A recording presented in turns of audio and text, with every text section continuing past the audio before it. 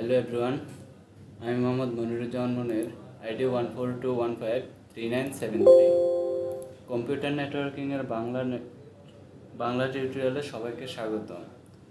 আজকের পর্বে আমি আলোচনা করব ডাইনামিক নেট কনফিগারেশন নিয়ে। সো আমি কাজ শুরু করে দেই। প্রথমে এই কাজটি করার জন্য বলে নেই যে 6টি পিসি, একটি সুইচ, 2টি রাউটার এবং একটি সার্ভার ব্যবহার করব। সো আমি কাজের শুরুতেই এগুলা দিয়ে নেই। প্রথমে এনডিভিসে ক্লিক করে পিসি সিলেক্ট করি।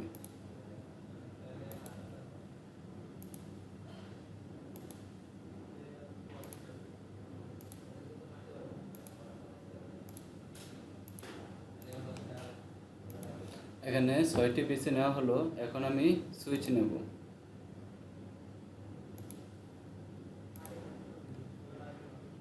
এখন দুটি রাউটার ব্যবহার করব।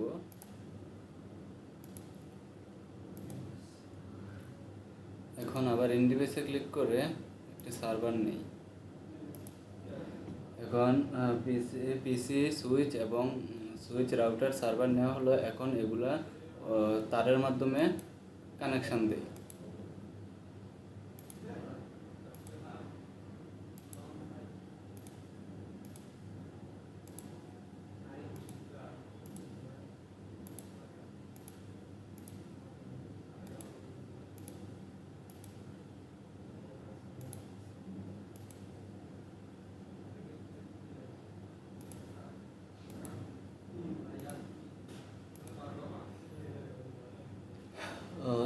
পিসির সাথে সুইচের কানেকশন দেওয়া হলো। এখন রাউটারের সাথে সুইচের কানেকশন দেই।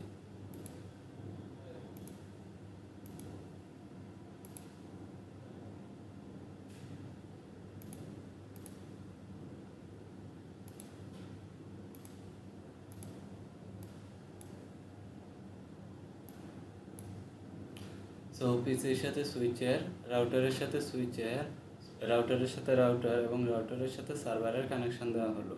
এখন আমি প্রথমে সার্ভারকে কনফিগারেশন করে নিই।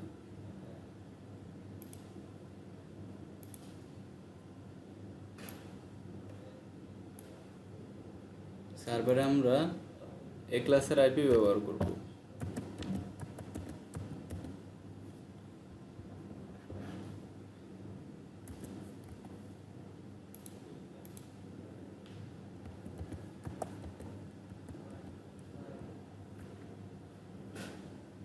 এখন সার্ভারের কনফিগারেশন করার পর আমি পিসির কনফিগারেশনটা করে নিই।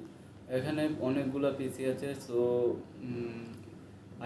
আইপিগুলো ভুলে যাওয়ার সম্ভাবনা থাকে এক্ষেত্রে। সো আমি কমেন্ট ব্যবহার করে নেই, তো করে আমাদের সুবিধা হবে।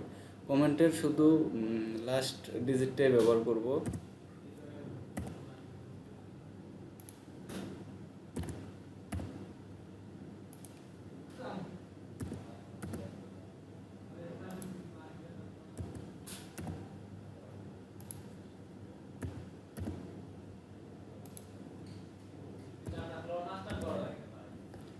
সো আমাদের এখন প্রথম থেকেই পিসি 0 থেকে পিসি 5 পর্যন্ত পিসিগুলোকে কনফিগারেশন করে নিই।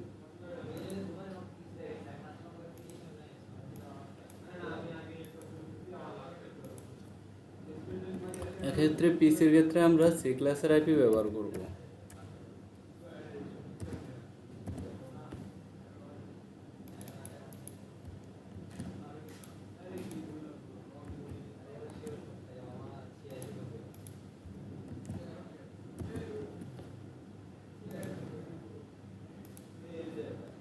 একই প্রক্রিয়া সবগুলা পিসিকে এভাবে কনফিগার করব।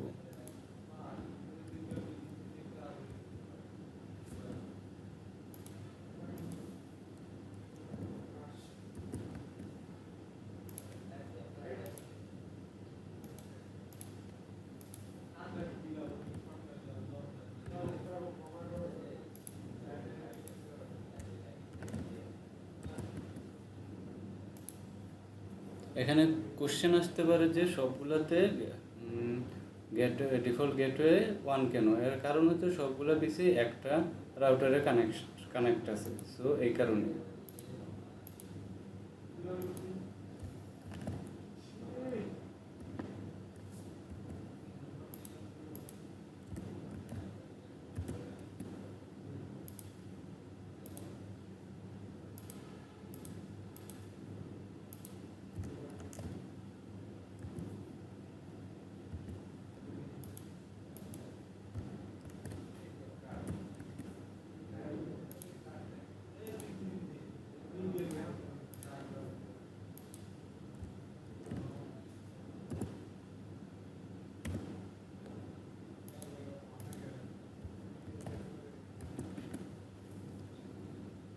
সো পিসি এবং সার্ভার কনফিগারেশন করা সম্পূর্ণ হলো। এখন আমি রাউটার নিয়ে কাজ করব। প্রথমে রাউটার 0 নিয়ে কাজ করব।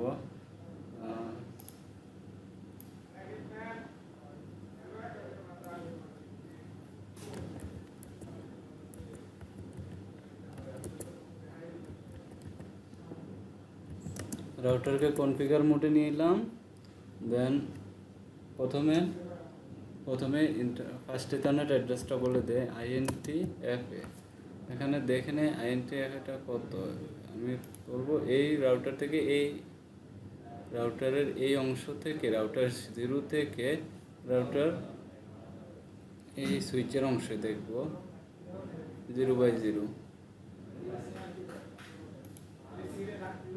0/0 আইপি অ্যাড্রেস হচ্ছে 192.168.0.1।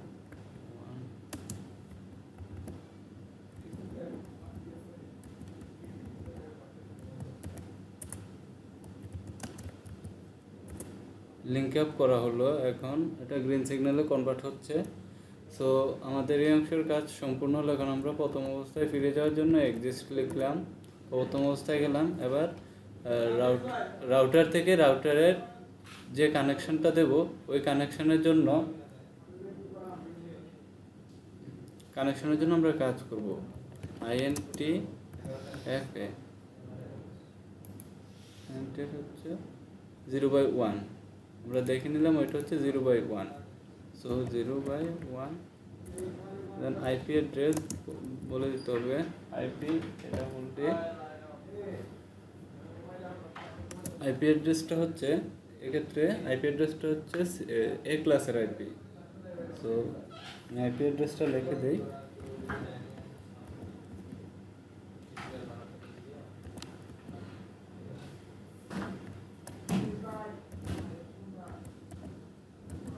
এক্ষেত্রে যেহেতু এ ক্লাসের আইপি, সো সাবনেট মাস্কটাও এ ক্লাসেরই হবে, আদারওয়াইজ এটা মিলবে না।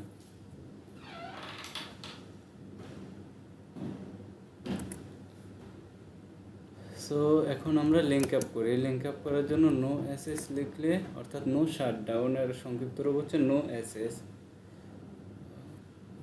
সো আমাদের এই রাউটারের কাজটা আপাতত শেষ। আমরা আরও কাজ যেহেতু বাকি আছে, ওইটা পরে করবো। এখন ওই রাউটার 1-এর কাজটা করে নিই।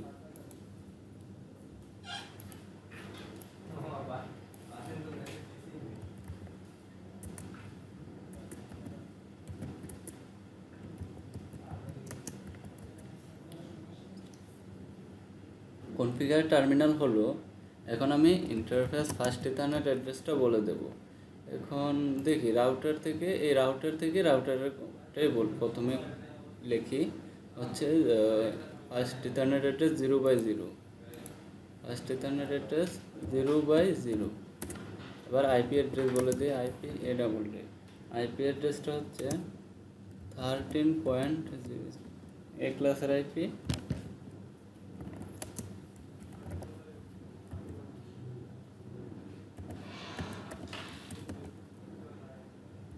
সো আইপি অ্যাড্রেস বলা হলো। এখন লিঙ্ক আপ করে দেখি।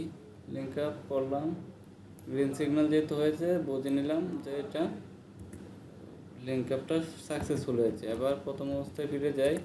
যেহেতু রাউটার থেকে সার্ভারের অংশটুকু কনফিগার বাকি আছে, ওই অংশের জন্য INTFA দেখে নে কত 0। ফার্স্ট ইথারনেট অ্যাড্রেস হচ্ছে 0/1। সো 0/1। এবার আইপি অ্যাড্রেসটা বলে দেই। আইপি এটা বলতে আইপি অ্যাড্রেসটা এখানেও এ ক্লাসের আইপি।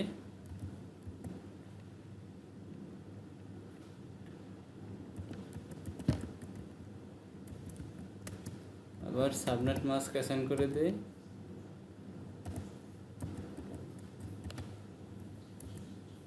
লিঙ্ক আপ করে নেই। আইপি অ্যাড্রেস দেওয়া হলো, এখন লিঙ্ক আপ করে নেই। ইয়েস, আমাদের এখানে সবগুলো রেড সিগন্যাল যেগুলো ছিল সবগুলোই গ্রিন সিগন্যালে কনভার্ট হচ্ছে। সো আমরা প্রাথমিকভাবে আমাদের প্রাথমিক কাজটা সম্পন্ন হলো। এখন আমাদের ডাইনামিক যে নেট কনফিগারেশন, ওই কাজটা বাকি আছে। এবং ওই কাজটা করার জন্য আমাদের একটি পুল ক্রিয়েট করতে হবে। পুল ক্রিয়েট মানে একটা আইপি রেঞ্জ দিয়ে দিতে হবে এবং বলে দিতে হবে যে আমাদের কোন অংশটা ইনসাইড এবং কোন অংশটা আউটসাইড। এখানে আমি বলে নেই যে যেহেতু আমরা আগের টিউটোরিয়ালে আমরা বিস্তারিতভাবে বর্ণনা করেছি কোন অংশটা ইনসাইড।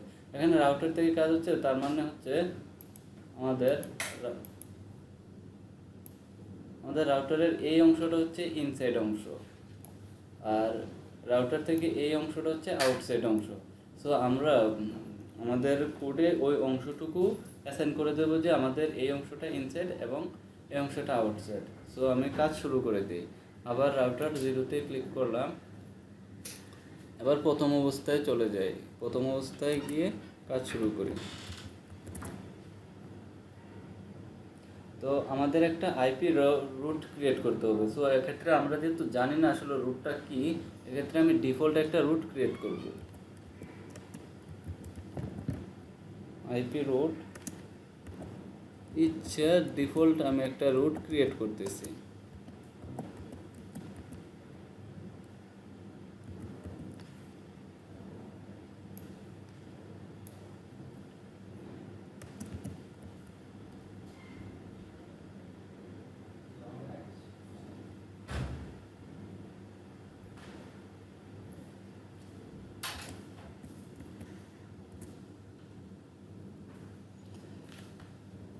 এবার এখানে যে নেটওয়ার্ক অ্যাড্রেসটা আছে 192.168.0, এটাকে আমরা অ্যাক্সেস করে দিই। অ্যাক্সেস করার জন্য যা করতে হবে তা হচ্ছে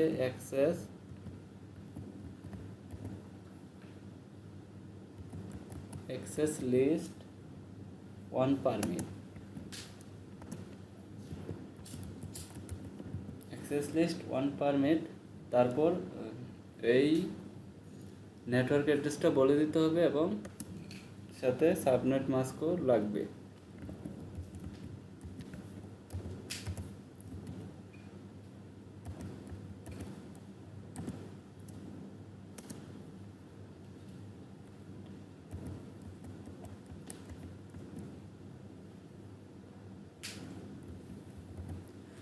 এই অংশটা হচ্ছে আমরা এখানে হোস্ট নিয়ে কাজ করব, সো এই কারণে আমরা এই অংশটা দিয়েছি।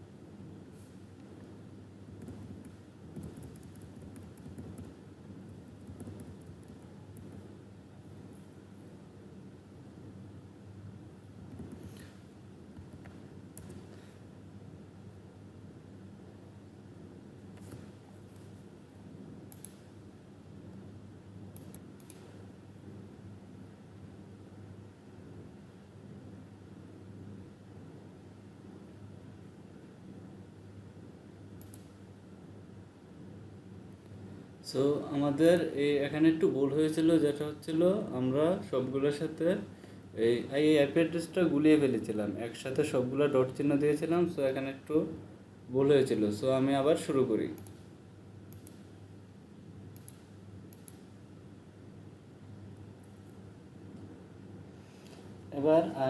এবার এখানে আমাদের একটা আইপি রেঞ্জ দিয়ে দিতে হবে। ওই আইপি রেঞ্জটা দেওয়ার জন্য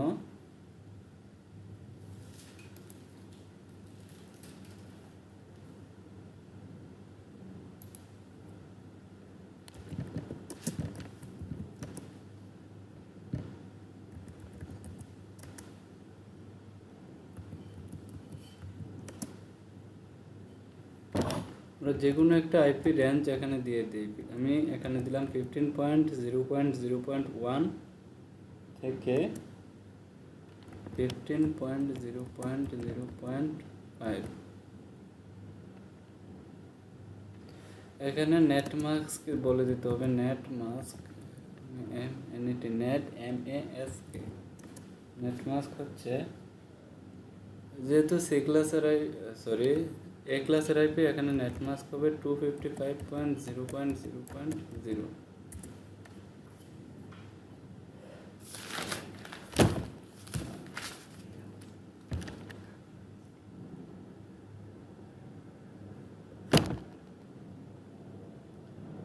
এখন আমাদের যে কোন অংশটা আমি আগেই বর্ণনা করেছি যে আমাদের একটা ইনসাইড অংশ আছে এবং একটা আউটসাইড অংশ আছে, ওই ইনসাইড এবং আউটসাইড অংশটা বলে দিতে হবে। সো বলে দেওয়ার জন্য আমাদের যা যা করতে হবে তা হলো নেট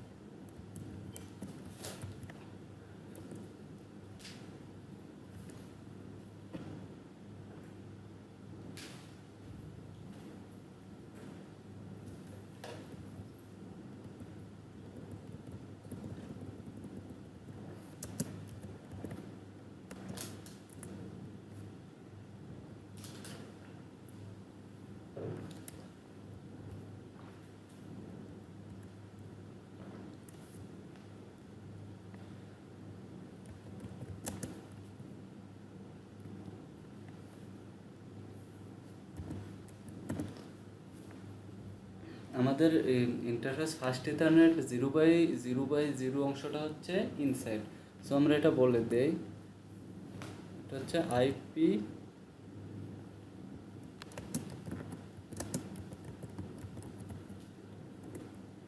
এবং 0/1 হচ্ছে আউটসাইড।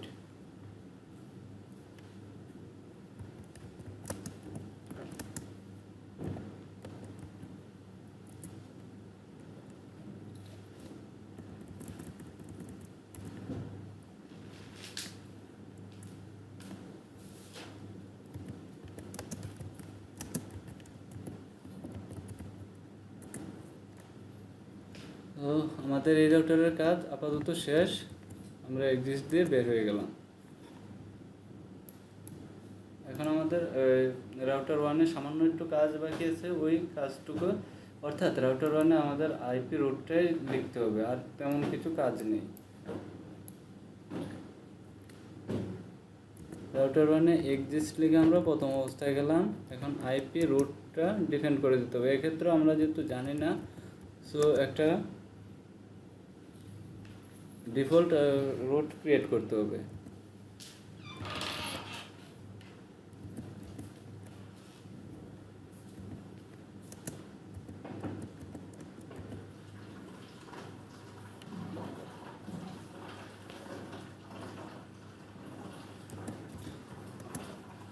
এখানে ফার্স্ট ইথারনেট অ্যাড্রেসটা হচ্ছে 0/1।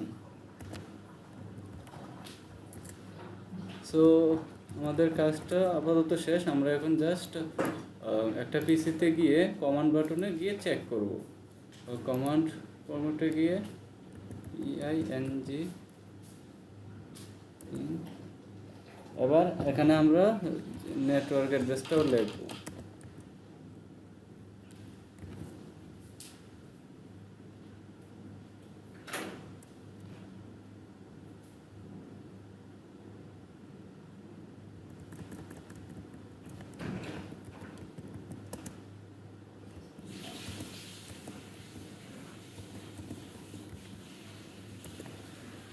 সো এটা কনফিগার বলে নেই, এটা কনফিগার হতে সময় নেবে, কারণ আমরা এটা একটু বড়। সো প্রথমে রিকোয়েস্ট টাইম আউট দেখাবে, পরবর্তীতে ঠিক হয়ে যাবে। সো ধন্যবাদ, আজকে এই পর্যন্তই। ধন্যবাদ সবাইকে সাথে থাকার জন্য। দেখা হবে পরের টিউটোরিয়ালে নতুন কোনো